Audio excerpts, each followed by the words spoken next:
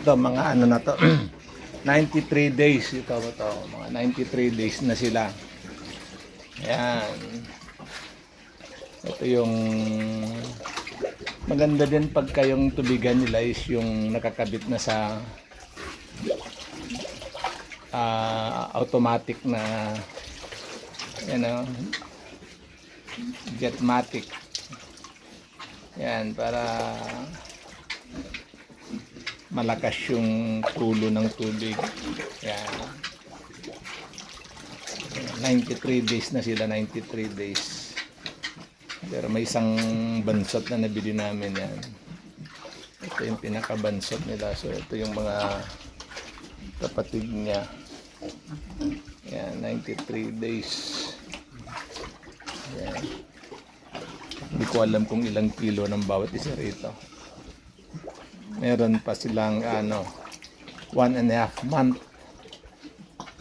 or 1 month para maabot nila yung 120 days. Yan.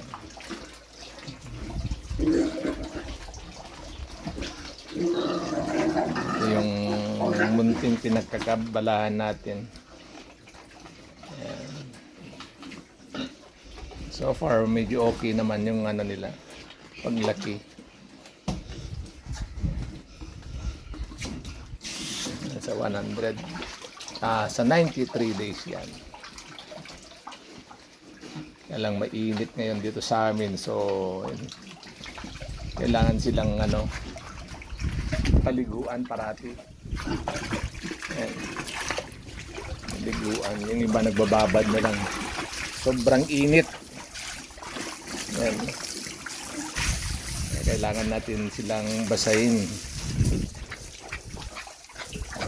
lalo't na tanghaling tapat, 12 o'clock na, 12 o'clock, so masyadong mainit dito sa Tugigaraw, mainit. Kaya kailangan paliguan natin yung mga alaga natin.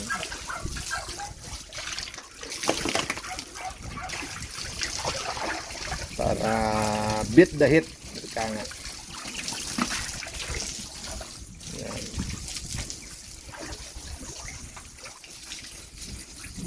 so far may papayo ninyo yung 93 days. Yan, kung okay lang ba yung growth nila. Yan.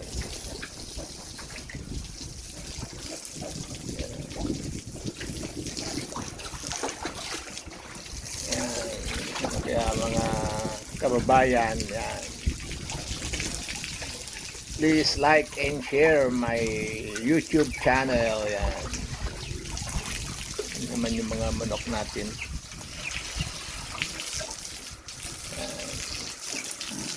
Kailangan natin paliguan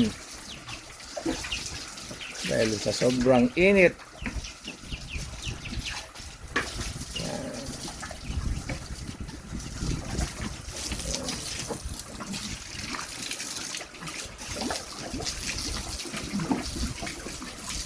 Ang kagandahan ng yung ganitong kulungan, medyo pinaislan ko para hindi mag-stack up yung yung tubig, mabilis matuyo para mabilis.